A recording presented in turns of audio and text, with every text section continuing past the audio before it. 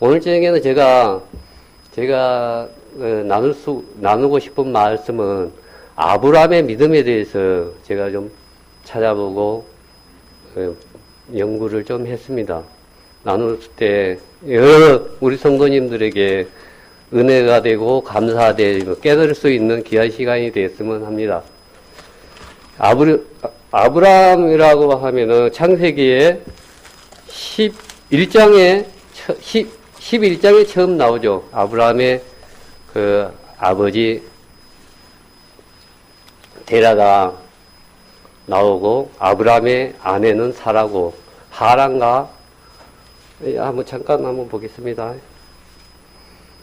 11장 31절에 데라가 그 아들 아브람과 하란과 하란의 아들 그 손자 놋과 그 자부 아브라함의 아내 사라를 데리고 갈대아 우르에서 떠나 가나안 땅을 가고자 하더니 하란에 이르러 거기 거했으며, 예.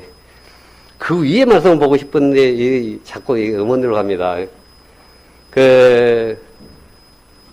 나홀과 아브람과 하란이란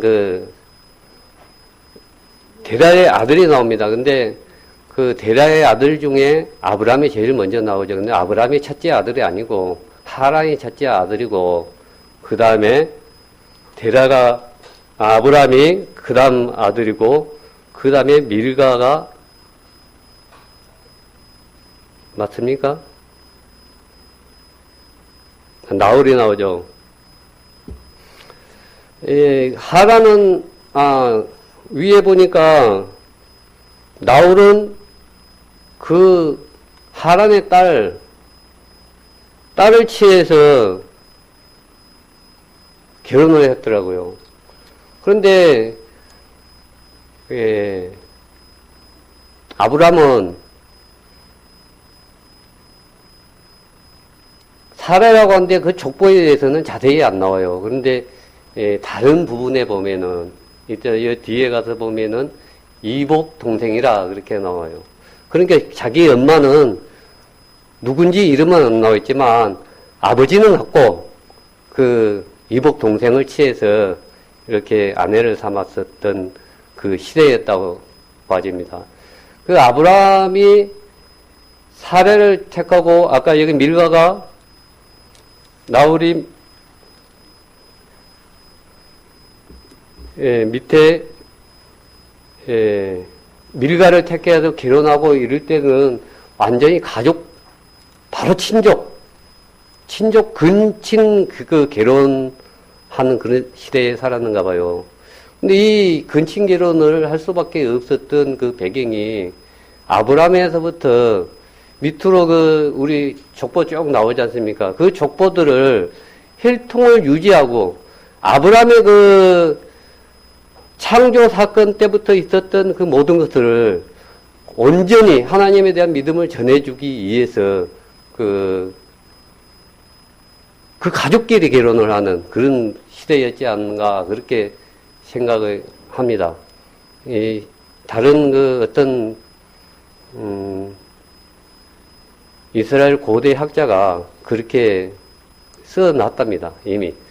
근데 이 혈통이라는 게, 저도 자녀를 낳아서 키워서 결혼을 시켜봤습니다. 그런데 제 마음 가운데는 믿음을 가진 우리 형제 자매와 결혼을 시키고 싶어요. 그 믿음이 그대로 유지되고 하고 싶은 그 욕심이 있어서 그 마음으로 이 사람들이 그렇게 결혼을 시키지 않았을까, 그렇게 생각해 봅니다. 그런데 이 친족 간의 결혼을 하면은 그 혈통의 순수성이 유지가 되는데, 최약점이 근친 결혼을 하면은 순종 열세 현상이라고, 안 좋은 그런 유전적인 요소 때문에 요즘은 근친 간의 결혼을 법적으로 금지하고 있죠. 의문들로 하고 있는데요. 제가 뜻하지 않게 지금 하고 있습니다. 아무튼 순종이라는 것은 여기서 말하는 그 혈통이라는 것은 하나님의 뜻에 합당한 그런 삶을 살고 싶어서 그렇게 유지했으리라고 봅니다. 그런데 창세기 막 들어가면 아브라함이 나오고, 아브라함이 에덴 동산에서 범죄하고 나서 이제 가인과 아벨을 낳고 시작하잖아요. 아들을 낳고 그렇게 많이 오랫동안 살지 않습니까? 그 아브라함의 시대를 보니까 아담이 창조된 이후에 2000년 후의 사람이에요. 그러니까 BC 2000년 전의 사람이에요. 그러니까 우리 시대로부터 4000년 전의 사람이죠. 그 전에 1000년 기간 동안은 또 노아라는 사람이 살고 있었어요. 그 노아의 아버지가 라멕이죠. 라멕이 아브라함 그때는 요즘은 우리가 인생의 연수가 70이가 건강하면 80이라고 하니까 70, 80에 얼려 죽고 또 얼려 애기 나가지고 키우고 이러니까 한 세대가 30세면은 쭉 가버리죠. 그리고 오래 산 사람들이 3대 보면은 4대까지 보는 사람도 있죠. 근데 아브라함 시대에는 아브라함이 930년을 셋을 낳고 800년을 살았기 때문에 930년을 산 거예요.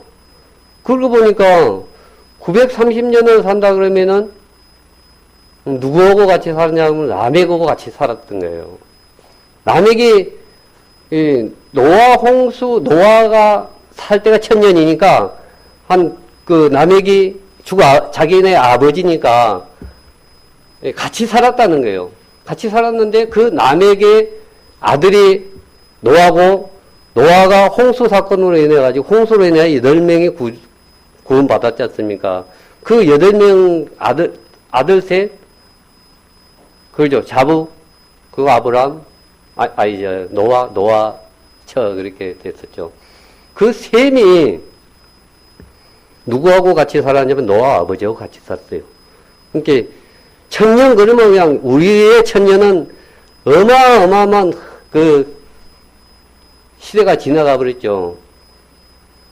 제가 김수랑 72대손이라고 합니다. 김수랑으로부터 엄청난 세대가 왔는데 실제로 김수랑은 그렇게 1000년, 2000년 전에 막 그렇게 오래된 사람은 아니죠. 근데 아브라함은 살 때는 오래 살기 때문에 노아까지 1000년이니까 거의 노아 가까이까지 아브라함이 살았기 때문에 그대로 하나님이 창조하시고 하나님이 먹지 말라는 선악과를 먹었던 사건, 쫓겨난 사건을 직접 노아 아버지가 들을 수 있었죠. 그 노아 아버지는 셈에 이야기했으니까 셈이 어느 시대까지 살았냐 하면은 아브라함하고 이삭 시대까지 사는 거예요. 그러니까 2000년 동안에 아브라함, 라멕, 셈, 그리고 아브라함이 나오죠. 아까 내가 노아라는 걸 잘못 아브라함이라고 그랬습니까? 그 4명 시간 동안에 2000년이 나버린 거예요. 그러니까 그 이야기가 그냥 그대로 다 전해진 거죠. 순수하게. 그 말씀을 전하기 위해서 아브라함과 그 사례, 그 가족 간에 결혼하고 그걸 잊지 않기 위해서 혈통을 보존했다고 합니다. 이 유대 고대사를 쓴 그 요세푸스라는 사람의 글을 보니까 그렇게 나와 있다고 합니다. 제가 요세푸스가 누군가 하고 인터넷을 뒤져보니까 로마 시대 때 로마를 해방시키고 싶어서 민족 저항 전쟁이 일어나는데 그 유격대라 할까요? 반군의 두목으로 있었던 사람이었어요. 그런데 이 사람들이 이제 안 된다는 걸 알고 다 자결하자. 이렇게 합의가 됐답니다. 근데 심지를 뽑아가지고 먼저 뽑힌 사람이 뒤에 뽑은 사람을 죽이고 번호를 매겨가지고 심지 뽑기를 가지고 다 죽이고 같이 죽자. 이렇게 결론이 났는데 그 요세푸스가 맨 마지막이었고 그 다음이 자기 이제 부하였대요. 이 사람은 장군이었으니까. 그런데 이 사람이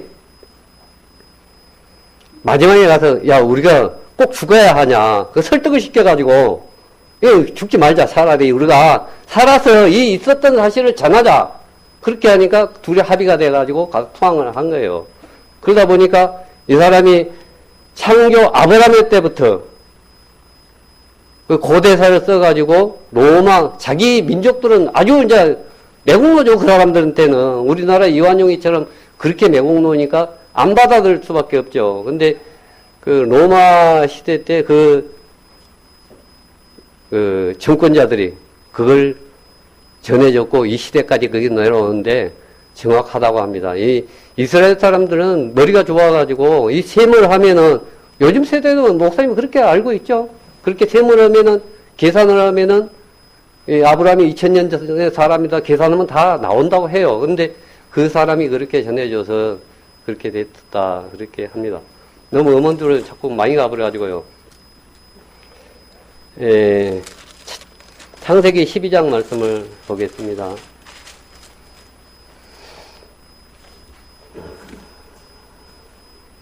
아브라함이 12장에 보니까 하나님이 아브라함을 택해가지고 너희 본토 집을 떠나 내가 지시할 땅으로 가라 그렇게 말씀을 합니다. 다 읽으려면 시간이 걸리니까요. 그때 나이가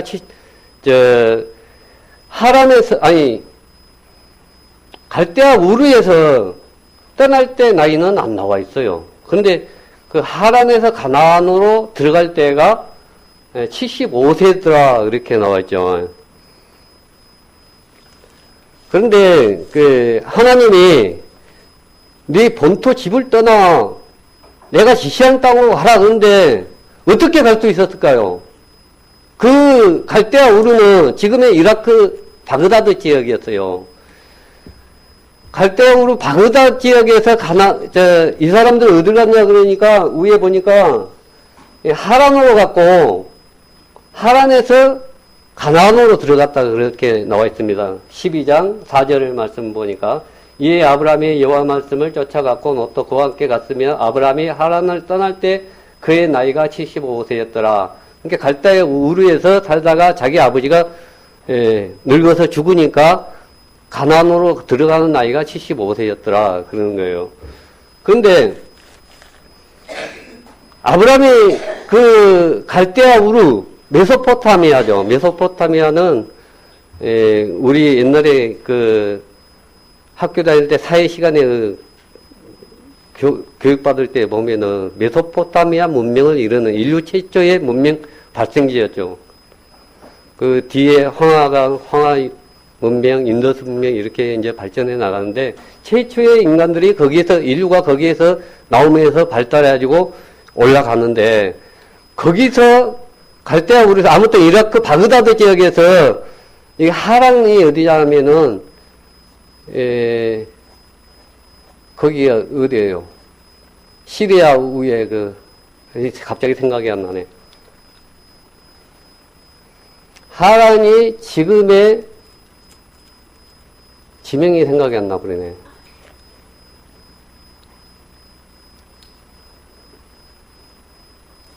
현대 지도로 시리아 내전을 겪고 있고 그 위에가 아무튼 생각이 안 납니다. 깜깜하네요. 죄송합니다. 다음에 생각나면 이야기해 줄게요. 터키. 예, 터키까지 간 거예요. 터키까지 가는 거리가 요즘 현대 그 스킬 자로 딱 축적을 재보니까 1000km 정도 된답니다. 1000km. 근데 고속도로 빵 뚫리면 1000km지만 그때 길이 있었습니까? 말 타고, 낙타 타고, 짐 싣고, 우리 가는데 1000km면 어마어마한 거리죠. 갈 수 있었던 믿음이 어디서 나오냐? 그게 대단한 믿음이에요. 1000km 걸어간다는 게. 우리 어머니들 걸어서 순천에 내가 가라 그러면 가겠습니까? 내가 왜 가 거기에? 그럴 거 아니에요. 근데 1000km를 걸어간다는 거예요. 하란에서 터키에서 가나안, 지금 말하는 이스라엘로 가려면은 또 한 300km 돼요. 거기서 이제 1000km 와가지고 자기 아버지가 거기서 죽으니까 다시 가나안으로 300km를 가는 거예요. 600km. 600km에서 700km가 되는 거예요. 근데 그 거리를 갈 수 있었던 것도 하나님에 대한 신뢰, 믿음의 기초가 됐기 때문에 갈 수 있었던 거 아닙니까? 그때 근데 아브라함은 구원을 받지 못했을 때였죠. 그 믿음 또한 우리가 대단하게 생각이 됩니다. 그런데 이제 그 12장에 가서 보니까 거기서 가나안 땅으로 들어가서 그 기근이 있으니까 거기서 내려와가지고 어디로 가냐면 애굽으로 가요. 애굽까지가 또 거리가 200~300km 장난이 아니에요. 부산까지 가는 거리를 걸어 내려가가지고 가서 보니까 이게 자기 마누라로 가는데 자기 마누라 이쁘고 그러니까 가지고 가고 죽여버리고 자기는 죽여버리고 자기는 죽게 생겼잖아요. 그러니까 내 마누라 하지 말고 아들도 없고 아무도 없으니까 마누라 하지 말고 그냥 누이라고 하자 그렇게 하고 갔는데 여기 보니까 애굽 왕 바로 에게 가가지고 내 누이라고 팔아먹었죠. 그 팔아먹은 재산이 만만치 않아요. 13장 2절 보면 아브라함이 육축과 은금이 풍부하였더라. 그러니까 위에 보니까 12장 16절에 보니까 이 바로가 그로 인하여 아브라함을 후대함으로 아브라함이 양과 소와 노비와 암수 나귀와 약대를 얻었더라. 상당한 재물을 받고 팔아먹었죠. 근데 그 사라의 나이가 아브라함이 75세였으니까 사라의 나이는 65세예요. 65세면 우리나라 박근혜 대통령이 지금 65세예요. 근데 박근혜 대통령은 수술도 많이 하고 돈이 많으니까 그 팽팽하고 그런데 아무튼 하나님이 그렇다 그러면 그런 거예요. 하나님이 얼마든지 이쁘게 할 수도 있고 얼마든지 훌륭하게 할 수 있고 얼마든지 모든 일을 할 수 있는 분이니까 하나님 말씀이 이렇게 나와 있으니까 정말 이뻤으니까 바로 왕이 데려갔지 않겠습니까? 그때 당시에는 법도 없었어요. 2000년 전이었으니까 아브라함의 시대는 우리나라 인류의 최초의 법이 BC 1750년경에 함무라비 법전이 나오죠. 성문법이 법으로 만들어가지고 사람을 죽인 자는 죽인다 이렇게 법으로 만든 게 1750년이었으니까 지금도 어때요? 힘센 사람 어디 있으면 욕심만 거 있으면 뺏어가 버리잖아요. 법이 있는데 사람 죽여버리고 뺏어가고 그런 시대 그렇게 악한 시대 아닙니까? 근데 이때는 그야말로 무법천지 양심밖에 없었죠. 그러니까 이렇게 팔아먹을 수밖에 없는 그런 시대였죠. 그러고 보면 아브람도 그렇게 믿음이 좋다 할까? 아니 내가 죽었으면 죽었지 내 마누라 갖다가 그런 생각 남자라면 할 수 있지 않겠습니까?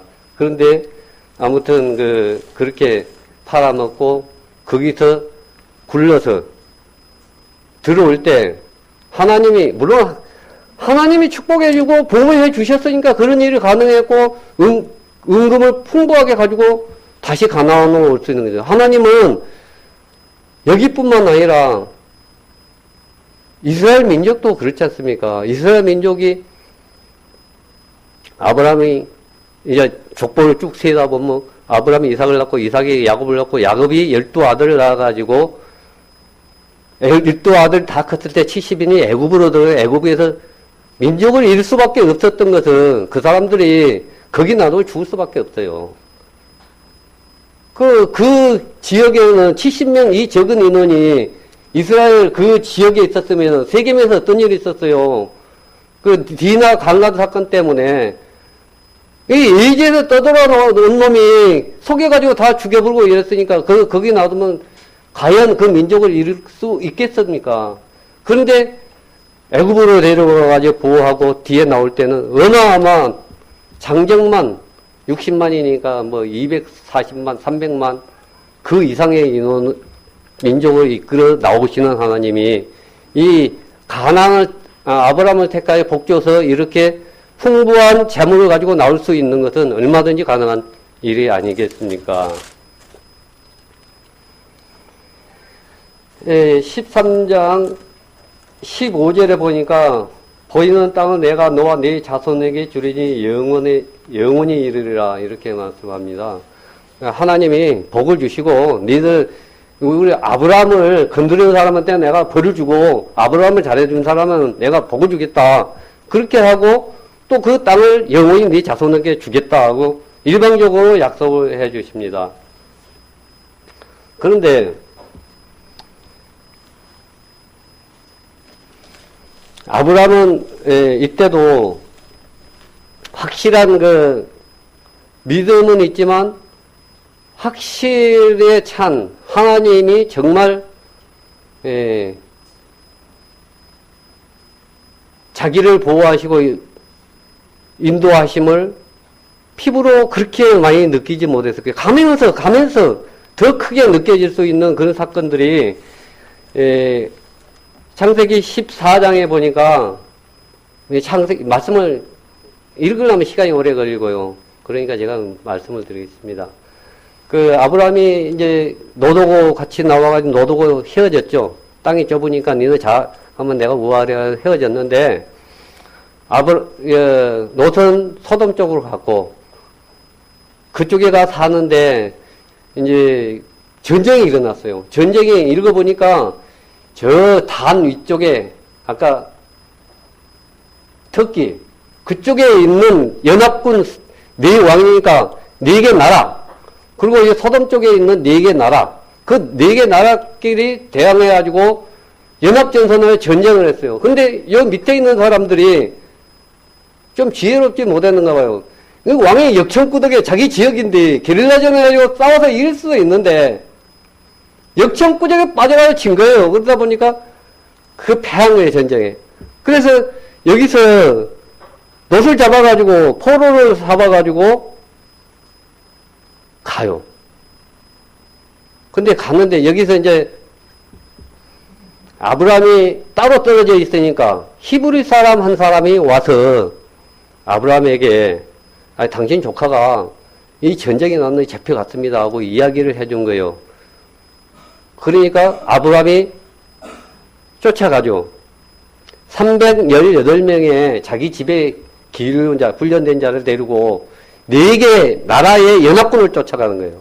가능한 일입니까? 정말 하나님이 하시니까 하는 거죠. 근데 여기서 히브리인 한 사람이 와서 아브라함에게 이야기를 해줬다고 하는데 히브리인이 이 성경에 최고 처음으로 나오는 게 히브리인이에요. 저는 히브리인이라 그래서 옛날에 목사님한테 말씀을 듣기는 강을 건넌 자라고 말씀을 들었는데 이 히브리인이 애굽에서 종살이를 할 때 천한 신분의 히브리인 그것만 생각했던 거예요. 근데 창세기 이거 4장에 벌써 히브리인이 나오는 거예요.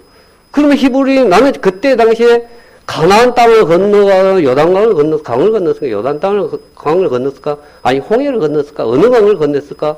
이렇게 생각을 하다가 인터넷을 찾아봤어요. 요즘은 뭐 모르면 인터넷 뒤집으면 다 나오잖아요. 유프라테스 강을 건넌 거예요. 아까 그 갈대아 우르란 지역이 메소포타미아 문명을 이룬 게 티그리스 강과 유프라테스 강 사이에 있는 그 지역에서 나왔기 때문에 유프라테스 강을 건널 수밖에 없는 구조적인 요건. 그래서 히브리인이 나오는 거예요. 근데 아까 이제 여기서 아무튼 4개 나라 왕을 가서 파하고 이기고 쫓아가서 자기 조카 롯은 물론이고 잡혀갔던 모든 사람과 물건을 다 뺏어가지고 다시 돌아오는데 여기서 멜기세덱이라는 제사장이 등장을 합니다.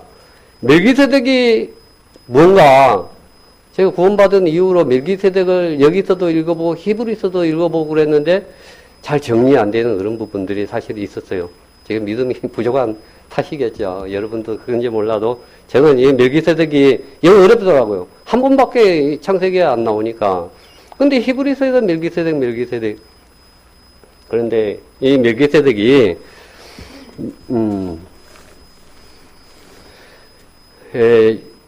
14장 18절 말씀을 한번 보겠습니다. 살렘 왕 멜기세덱이 떡과 포도주를 가지고 나왔더니 그는 지극히 높으신 하나님의 제사장이더라.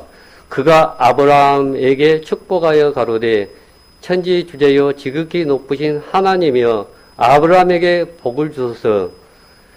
너희 대적을 내 손에 붙이신 지극히 높으신 하나님을 찬송할지로다 하매 아브라함이 그 얻은 것에서 10분의 1을 멜기세덱에게 주었더라. 그렇게 합니다. 여기서 멜기세덱이 나오는데 멜기세덱이 아브라함에게 축복을 하고 살렘 왕이라고 합니다. 예, 히브리서 말씀을 한 군데 찾아보겠습니다. 히브리서 5장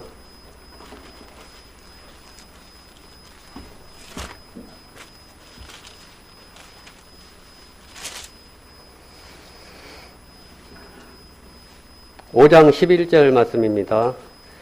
멜기세덱에 관하여는 우리가 할 말이 많으나 너희의 듣는 것이 두나무로 해석하기 어려우니라.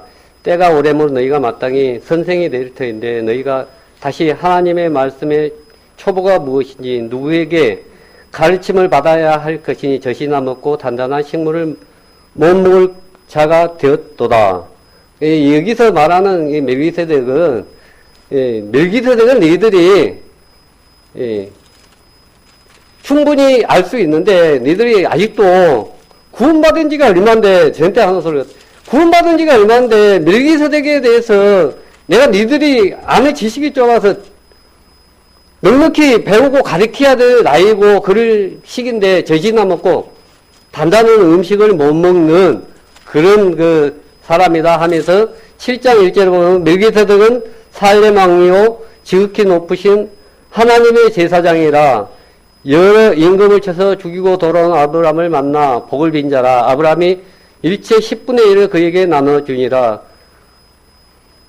그 이름을 번역한 즉 첫째 의의 왕이요 또 살렘 왕이니 곧 평강의 왕이요 아비도 없고 어미도 없고 족보도 없고 시작하는 날도 없고 생명의 끝도 없어 하나님의 아들과 방불하여 항상 제사장으로 있느니라.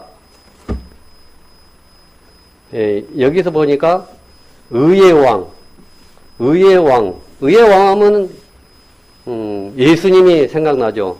살렘 왕, 예루살렘 왕, 그러죠. 예수님하고 너무 같죠. 근데 예수님은 아니에요. 평강의 왕, 예수님도 평강의 왕이죠. 어미도 없고 아비도 없고 실제로 이 멜기세덱은 어미도 없고 아비도 없지만 우리 예수님은 생모가 계셨잖아요. 족보도 없고 시작한 날도 없고 생명의 끝도 없어 하나님의 아들과 방불하여 항상 제사장하고 있느니라. 근데 여기서 히브리 사람들한테 사도 바울이 하고 싶은 이야기가 무엇이었을까요? 이 사람들은 우리는 선민이다. 우리는 선택받은 민족이다 하고 대단한 자부심을 가지고 있죠. 우리에게는 성전이 있다. 저 봐라. 예수님 살아계실 그 시대에 헤롯 성전이 있었죠. 저 헤롯 성전 저걸 봐라. 저렇게 잘 지어놓고 거기에 우리의 제사장이 있다. 그렇게 자랑하는 그런 사람들에게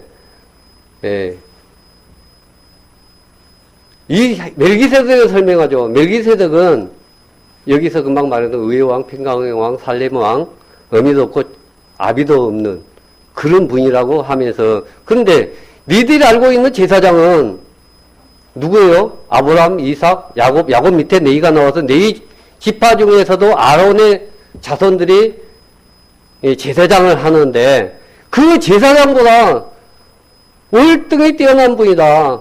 네 조상의 할아버지 빨 되는 아브람도 이분한테 10분의 1을 드렸지 않느냐. 그렇게 말합니다. 그럼 이분은 누구를 나타내기 위해서 멜기세덱을 출연시켰을까요? 14장에서. 바로 우리의 대제사장이신 예수님의 신분이 제사장인데 그 네이지파 인간 혈통을 받아서 온 그 제사장이 아니다. 아브라함이, 예수님은 유다 지파잖아요. 레위지파에서 제사장이 나온, 죄송합니다.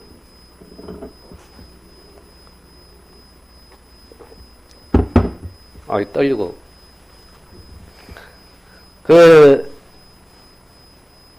유다 지파에서 나왔고, 레위지파의 그 대제사장 그 족보를 찾아가서도 한참 위에 있는 그 아브라함이 그 제사장에게 10분의 1을 바쳤던 그 제사장과 예수님이 같은 신분이다. 이렇게 나타내주고 있습니다. 시편 한 군데 더 찾아보겠습니다. 시편 110편.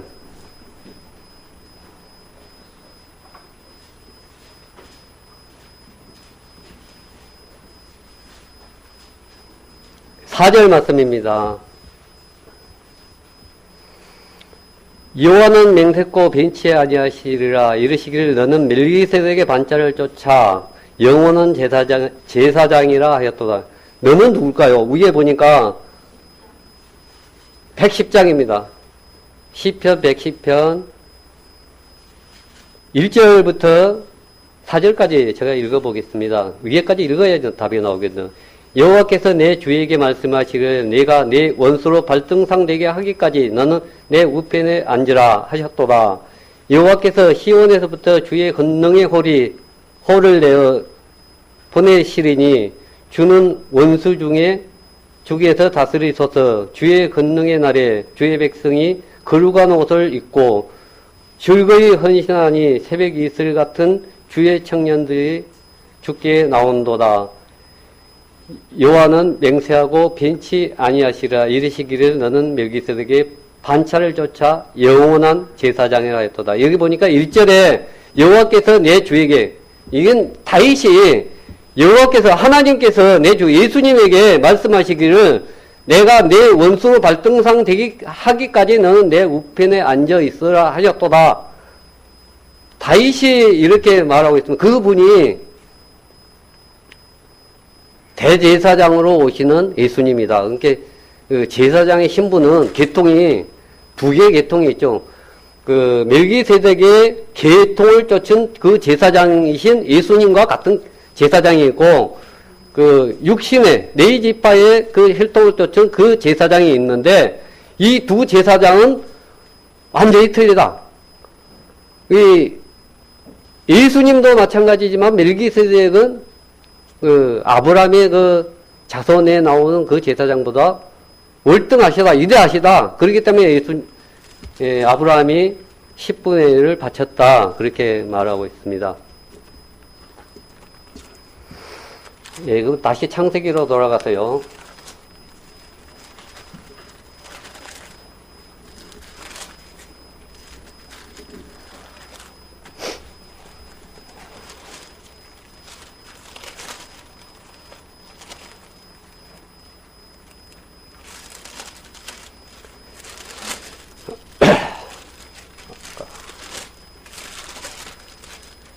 갈 길은 뭔데, 지금. 떨리고 잘 안 됩니다. 15장 말씀 한번 보겠습니다. 15장 6절 말씀. 아브라함이 여호와를 믿으니 여호와께서 이를 그의 의로 여기시고, 하나님이 아브라함에게 내 씨로 복을 주겠다. 또 큰 민족을 이루겠다. 그렇게 말을 합니다. 그리고 밖으로 데리고 나가서 하늘에 있는 별을 봐라. 또 바다에 있는 그 모래를 세어봐라. 셀 수 없다. 그와 같이 네 자손을 이와 같이 많게 해주겠다 하고 복주는 장면입니다. 근데 아브라함이 뭐라 그럽니까? 6절에 보니까 아브라함이 여호와를 믿으니 여호와께서 이를 의로 여기시고,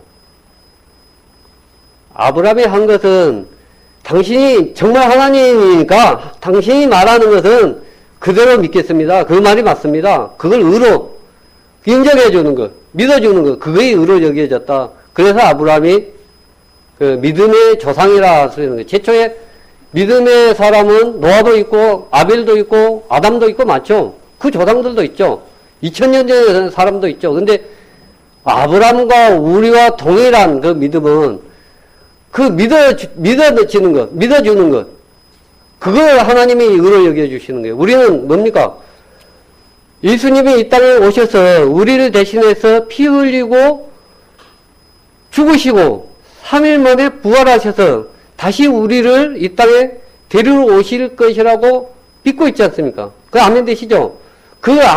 우리 아멘 되는 그 부분과 아브라함의 그 믿는 믿음이 동일한 겁니다. 그렇기 때문에, 칭의, 의롭다 여겨주는 거, 여기서 최초로 나오게 되는 것이죠.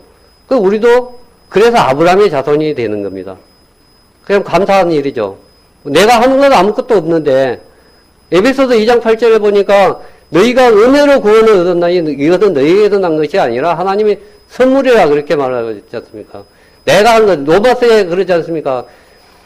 네가 일을 하고 그에 대한 품값을 받았으면은 그게 비로 여긴다 그러잖아요. 갈라디아서도 마찬가지죠. 이 창세기 이 칭의 아브라함에게 말하는 이것을 이해를 못하면은 로마 쓰고 갈라디아 쓰고 이게 뭔 말인고? 우리 자매 형제님들은 다 아시지만 참 설명하기도 어렵고 그렇더라고요. 갈라디아서 3장 6절 말씀 한 군데 찾아보겠습니다.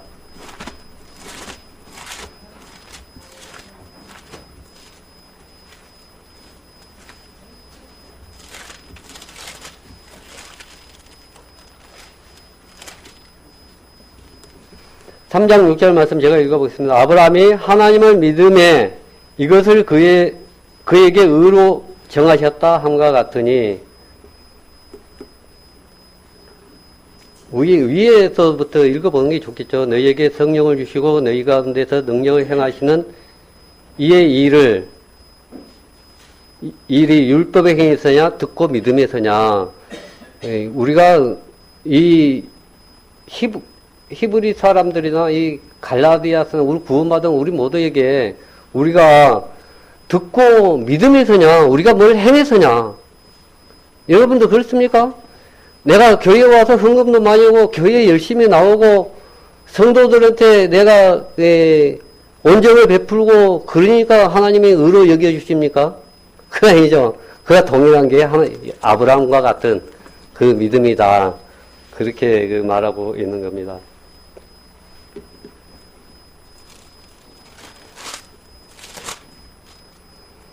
넘겨가지고요. 이제 아브라함에게 씨를 줘서 바다의 모래알처럼 하늘의 별처럼 많은 자손을 주겠다고 약속을 했는데 그 약속이 75세에 가나안 땅에 가서 구원을 받고 10년이 지났는데 이제 우리 다 아는 말씀이고 다 아는 거니까 그냥 듣기만 들어도 보지 않아도 다 알겠잖아요. 아브라함이 나이가 점점 들어가는데 이러다가는 하나님이 주신다 그러는데 기다린 지 10년이에요. 10년인데 이거 안 되겠다. 더 나이 늦기 전에 사례가 여보 당신 저 하갈 저 종에게 들어가서 우리에게는 안 되니까 가서 아기를 낳으시오.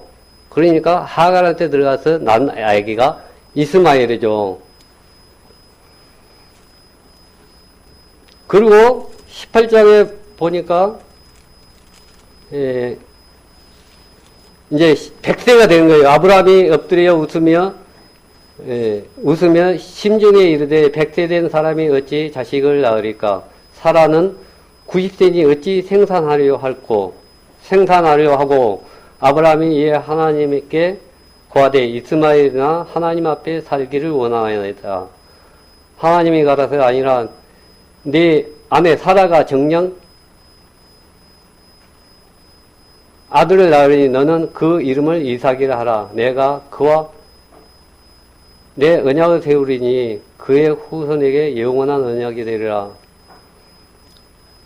그리고 이제 99세에 할례를 받습니다. 할례는 구원에 인친 것이라고 히브리서에서 말하고 있습니다. 그 할례를 받고 이제 실제로 이삭이 태어납니다. 이삭이 태어나는데 18장 말씀 한 군데 더 보고요. 아브라함과 사라가 나이 많아 늙었고 사라의 갱수가 끊어졌는지라 사라가 속으로 웃고 이르되 내가 노쇠하였고 내 주인도 늙었으니 내가 어찌 낙이 있으려. 여호와께서 아브라함에게 이르시되 사라가 왜 웃으며 이르기를 내가 늙었거늘 어떻게 아들을 낳으려 하느냐. 여호와께서 능치 못할 일이 있겠느냐. 기한이 이를 때에 내가 내게 돌아오리니 사라에게 아들이 있으리라. 이제 있으리라 그러고 수태할 것을 약속을 해줘요. 아기를 줄 것을 약속해줘요. 그런데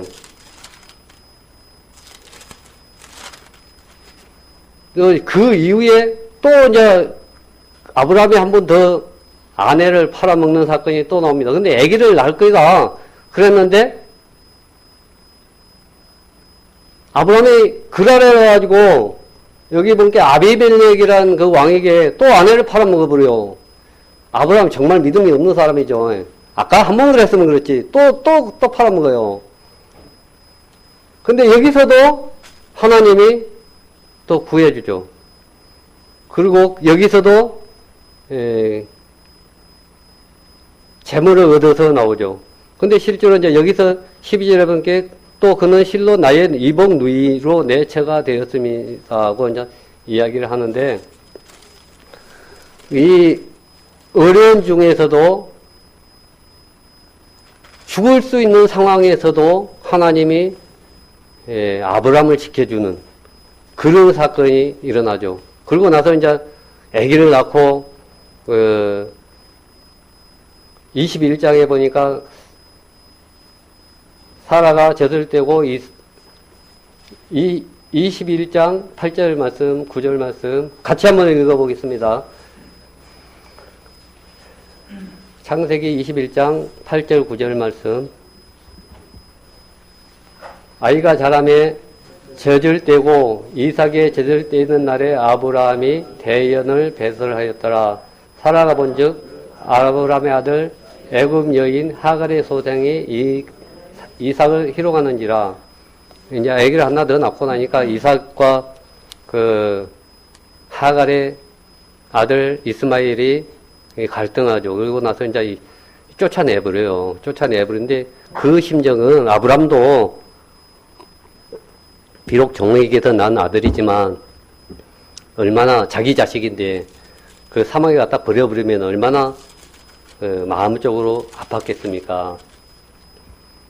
너무 오래 가는데요. 조금만 하고 마치겠습니다. 이제 그러고 나서 이제 아브라함에게 하나님이 이제 정말 그 어려운 그 시험을 하죠. 22장 2절 여호와께서 가라사대 네 아들 내 사랑하는 독자 이삭을 데리고 모리아 땅으로 가서 내가 네게 지시한 한 산 거기서 그를 번제로 드리라. 아브라함에게 그렇게 어렵게 100세 때 낳은 아들인데 가서 그 번제로 드리는 거예요. 번제가 이 각을 떠가지고 죽여가지고 피를 빼고 각을 떠가지고 불에 살라서 태워서 지내는 제사잖아요. 그렇게 제사를 지내라는 거예요. 그러니까 가죠. 갔는데 5절에 보니까 이에 아브라함이 사안에게 이르되 너희는 나귀와 함께 여기 기다리라. 내가 아이와 함께 저기 가서 경배하고 너희에게로 돌아오리라. 아브라함이 그 자기 데리고 간 종들을 보고 너희들은 여기 있어라. 내가 저 산에 가서 제사를 드리고 이삭과 같이 돌아온다는 거예요. 지금 말씀이 그렇잖아요. 이삭과 같이 돌아오는 거예요. 이삭을 제사로 지내러 잡아서 죽이러 가는데 이삭을 같이 온다는 거예요. 그 말이 안 되죠. 어떻게 이렇게 될 수 있겠습니까? 아브라함의 믿음이 여기까지 자라버렸다. 그걸 느낄 수 있습니다. 아브라함이 처음부터 이렇게 하나님이 직접적으로 역사하시고 이기 때마다 구해주고 아브라함이 뭔 힘이 있어서 318명이 가서 그 소돔 저 단까지 쫓아가서 4개 왕을 쳐부수고 돌아오는데 그 연합군들이 다시 뭉쳐가지고 쳐들어온 아브라함은 정말 그냥 고양이 앞에 짖은 저만 가라죠. 아무것도 아니죠. 근데 하나님이 두려워 말라, 놀라지 마라, 내가 내 방패다. 그렇게 하나님이 지켜주신 걸 알고 이기 때마다 보호해주고 그런 걸 믿기 때문에 아브라함의 믿음이 여기까지 와버린 거예요. 그렇지 않습니까? 저기 가서 제사를 지내고 내가 같이 돌아오겠다. 근데 이때 그 이삭이 100세 때 나가지고 제사 지내러 갈 당시에 나이가 120세쯤 됐다고 그 아까 요세푸스라는 사람이 그 고대 유대사에다가 기록을 해놨답니다. 아무튼 15살만 됐다고 한들 늙은 그 120살 먹은 영감이 잡으려면 잡아지겠습니까? 포승줄을 묶어 칼로 찔러 죽일 수 있겠어요? 15살이면 청년이에요. 근데 아브라함에게도 믿음이 있었지만 이삭에게도 대단한 믿음이 있었다. 그렇기 때문에 그 제사를 드릴 수 있었다. 드리려고 할 수 있었다. 그런 것을 봅니다. 이때 그 14절에 보니까 아브라함이 그 땅 이름을 여호와 이레라 하였으므로 오늘까지 사람들이 이르기를 여호와 산에서 준비되리라. 여호와 이레 그 뜻이 여호와 산에서 준비되리라. 그렇게 그 준비될 것을 그 손에 칼 잡고 찌르려고 할 때 하지 마라. 네 독생자도 아끼지 않았는데 그 마음을 내가 이제 알겠다. 독생자 이스마엘이 있는데 독생자입니까? 하나님 눈에는 이삭밖에 없는 거예요. 그래서 이스마엘은 내보내라 그러니까 내보내고 아브라함의 그 믿음의 혈통을 보존하기 위해서는 이삭으로 나와서 이 믿음을 온 세상에 널리 전해야 되기 때문에 하나님 보기에는 하나밖에 없는 그런 아들이죠. 그 뒤에 또 사라가 죽은 뒤에 결혼을 해주고 또 애들을 또 많이 또 몇 명 낳잖아요. 그런데도 독생자라고 하는 것은 하나님 눈에는 오로지 구원받은 아브라함과 이삭과 그 자손들, 그리고 끝내 우리 이 땅에서는 구원받은 우리들, 그들만이 하나님 눈에 귀하고 값어치 있는 것이다. 그렇게 말하고 있는 장면입니다.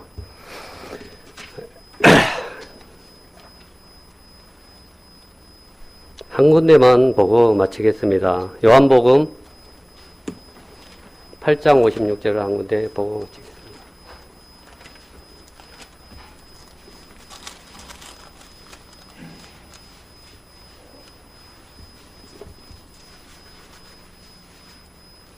요한복음 8장 56절입니다.